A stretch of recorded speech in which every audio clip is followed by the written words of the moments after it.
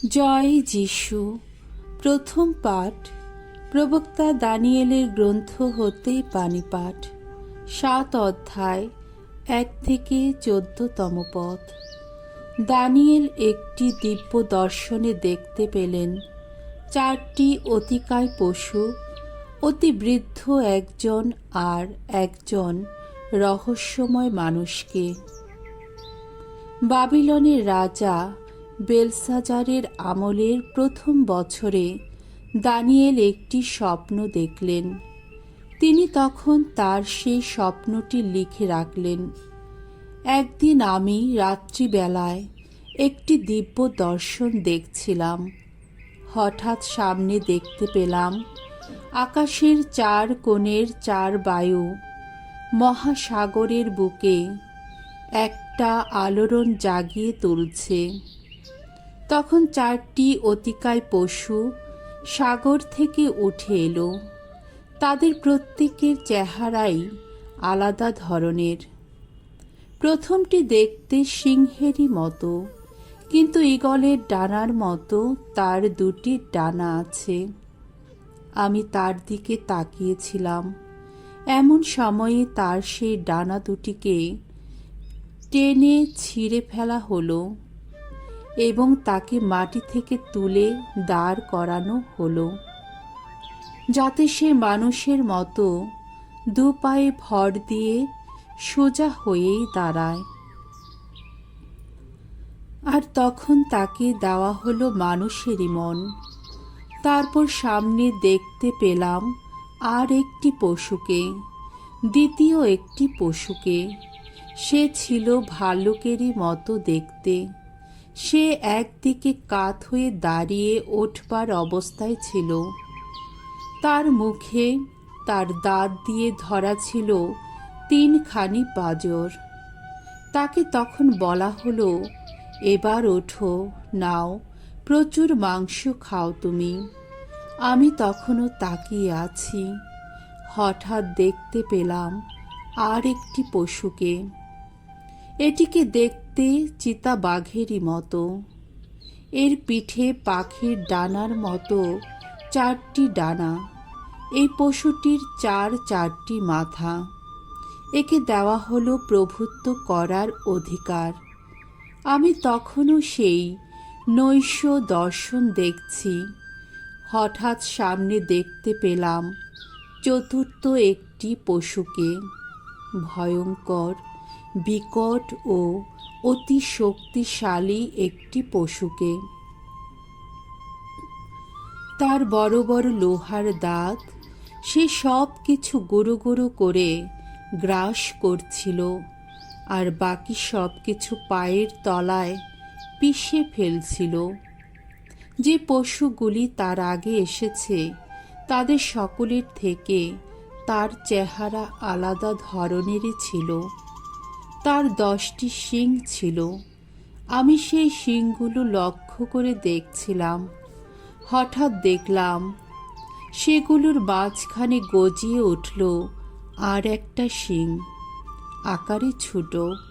এটিকে বাড়তে দেবার জন্যে ওই প্রথম শিংগুলোর 3টিকে তখন টেনে উপড়ে ফেলা হলো। আর দেখলাম এই শিংটার গায়ে মানুষের চোখের মতোই 2টি চোখ রয়েছে। আর রয়েছে একটি মুখ, যেটি দম্ভ ভরা যত কথা বলছে। আমি তখনও তাকিয়ে আছি। সেই সময়ে কয়েকটি সিংহাসন সামনে রাখা হলো, আর অতি বৃদ্ধ একজন এসে বসলেন। তার পোশাক তুষারের মতোই সাদা। তার মাথার চুল সাদা পশমের মতো। অগ্নিশিখা দিয়েই তৈরি তার সিংহাসন, আর সেই সিংহাসনে যে চাকাগুলি রয়েছে সেগুলিও জ্বলন্ত আগুনের। তার সামনে থেকে উৎসারিত একটি আগুনের নদী বয়ে যাচ্ছিল। লক্ষ লক্ষ কারা যেন তার সেবা করছিলেন, আর কোটি কোটি কারা যেন তার সামনে দাঁড়িয়েছিলেন। এবার বিচার সভা বিচারে বসল, আর সামনে খোলা হলো যত গ্রন্থ। আমি তো সেই দিকে তাকিয়েই রইলাম। সেই শিংটা শোরগোল তুলে দম্ভ ভরা যত কথা শোনাচ্ছিল বলে সেই পশুটাকে তখন হত্যা করা হলো। তখনও তাকিয়েছিলাম আমি। তার মৃতদেহটা জ্বলন্ত আগুনে ফেলে দিয়ে ধ্বংস করে দেওয়া হলো। তখন অন্য পশুগুলির কাছ থেকে প্রভুত্বের ক্ষমতা ফিরিয়ে নেওয়া হলো, কিন্তু কিছুকালের জন্যে তাদের বাঁচতে দেওয়া হলো। আমি যখন সেই নৈশ দর্শন দেখছিলাম, এমন সময় দেখতে পেলাম কোনো মানবপুত্রের মতো কে যেন একজন আসছেন আকাশের মেঘে পরিবৃত হয়ে। তিনি সেই অতি বৃদ্ধের কাছে এগিয়ে এলেন। তার সামনেই তাকে নিয়ে আসা হলো। তখন তাকে প্রভুত্ব, গরিমা ও রাজ ক্ষমতা দেওয়া হলো। সমস্ত জাতি, গোষ্ঠী ও ভাষার লোকেরা তারই সেবা করতে লাগল। তার প্রভুত্ব সে তো চিরকালেরই প্রভুত্ব, তার লোক পাবার নয়। তার রাজত্ব কোনোদিন বিনষ্ট হবার নয়। প্রভুর বাণী। ঈশ্বরকে ধন্যবাদ। সামসঙ্গীত দানিয়েল 3:75-81 পদ। ধুয়ো, তার স্তবগান করো, চিরদিন করো তার জয়গান। যত পাহাড় পর্বত, বলো তোমরা, ধন্য ধন্য প্রভু। তার স্তবগান করো, চিরদিন করো তার জয়গান। পৃথিবীর যত গাছ ও উদ্ভিদ, বলো তোমরা, ধন্য ধন্য প্রভু। তার স্তবগান করো, চিরদিন করো তার জয়গান। যত ঝর্ণা ধারা, বলো তোমরা, ধন্য ধন্য প্রভু। তার স্তবগান করো, চিরদিন করো তার জয়গান। যত সাগর নদ নদী, বলো তোমরা, ধন্য ধন্য প্রভু। তার স্তবগান করো, চিরদিন করো তার জয়গান। বিরাট যত মৎস্য, জলচর যত প্রাণী, বলো তোমরা, ধন্য ধন্য প্রভু। তার স্তবগান করো, চিরদিন করো তার জয়গান। আকাশের যত পাখি, বলো তোমরা, ধন্য ধন্য প্রভু। তার স্তবগান করো, চিরদিন করো তার জয়গান।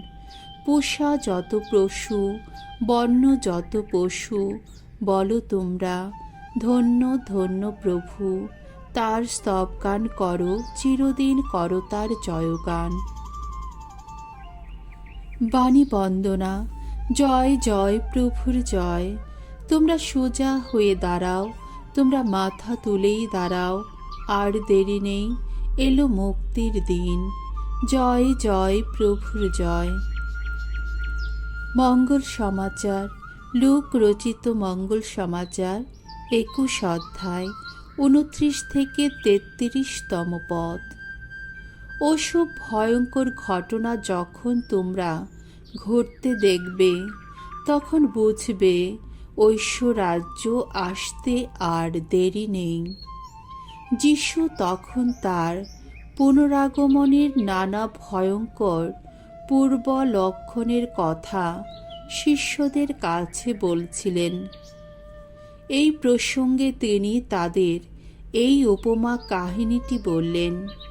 আঞ্জির গাছ বা অন্য যে কোনো গাছের দিকে একবার চেয়ে দেখো, তাতে নতুন পাতা গজালেই তা দেখে নিজেরা বুঝতেই পারো যে গ্রীষ্মকাল আসতে আর দেরি নেই।